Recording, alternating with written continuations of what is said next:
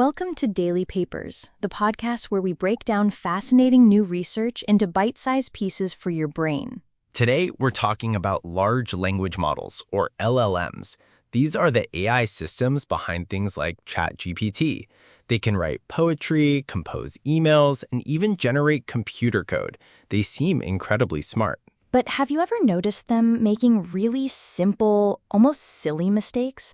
It's like meeting a brilliant astrophysicist who can calculate a trajectory of a comet, but somehow can't manage to tie their own shoelaces. Exactly. And that's the mystery a group of researchers from George Mason University and the University of Central Florida decided to investigate. They noticed these powerful AI models, which are great at complex coding, often struggle with one of the most basic tasks, balancing parentheses. Okay, let's quickly define that. In programming, if you open a parenthesis, you have to close it. If you have code that says print str1, close parenthesis, you have two open parentheses and two closing ones. It's balanced. But if you have print str1, that's an error. It's a fundamental rule. Yet, state-of-the-art models often get it wrong, especially when you need to close 3 or 4 parentheses at once. The question is, why? How can they fail at something so simple when they succeed at things that are so much harder? So what did the researchers find? Is there a part of the AI's brain that just never learned to count? That's what you might think, but the answer is much more interesting.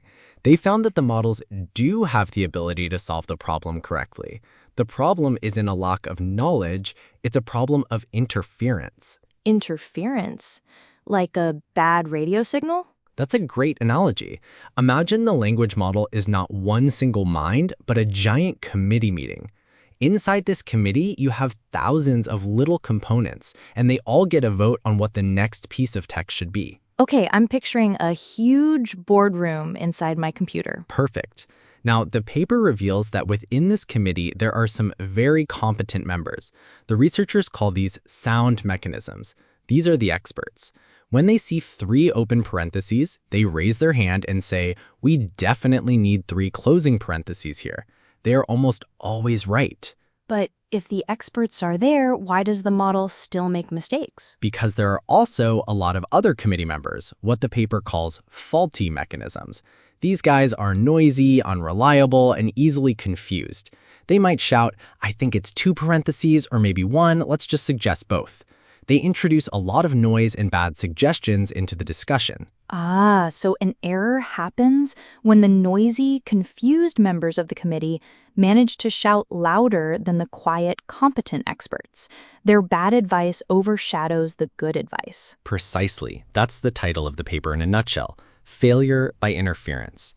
The model fails because the faulty components interfere and overshadow the sound ones. So what did the researchers find? Is there a part of the AI's brain that just never learned to count? In a way, yes.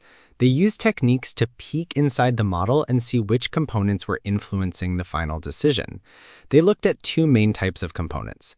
The first are called attention heads. Attention heads. That sounds important. They are. You can think of an attention head as the model's focus. It looks at the input text and decides which parts are most important for predicting the next word. The researchers found some attention heads that were incredible at their job. For example, one head might be an expert at spotting the very first open parenthesis in a line of code, no matter how long ago it was. So it keeps track. But what about the faulty parts? A lot of the noise came from the other type of component they looked at called feed-forward neurons. They found that many of these neurons engaged in what they call noisy promotion. Noisy promotion. It means that a single neuron would promote both the correct answer and an incorrect answer at the same time. It might boost the probability of the model saying 3 closing parentheses, but also boost the probability of it saying 4 closing parentheses. It's just adding to the confusion. So you have these highly specialized, expert components being drowned out by a crowd of noisy, unhelpful ones. Once you know that's the problem, the solution seems kind of obvious. It does, doesn't it? If the experts are being ignored, you need to give them a megaphone. And that is exactly what the researchers did. They created a method they call RASTER. Rastier. What does that stand for? It stands for rank and steer. First, they rank all the components inside the model. They basically give each one a test on the parentheses task and score how reliable it is. The expert attention heads get an A+, while the noisy neurons get a failing grade. And the steer part? Once they have their ranked list of good and bad components, they steer the model. When the AI is running, they artificially amplify the output of the top-ranked, most reliable components. They essentially turn up the volume on the experts and tell the noisy ones to quiet down. So did it work? Did giving the experts a megaphone fix the problem? It worked incredibly well.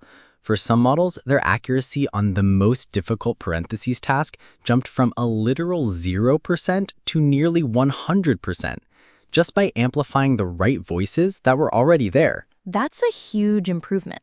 But here's the critical question.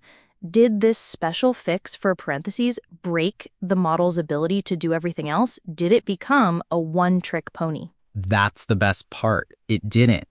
They tested the steered models on a standard benchmark for general code generation, and their performance wasn't harmed.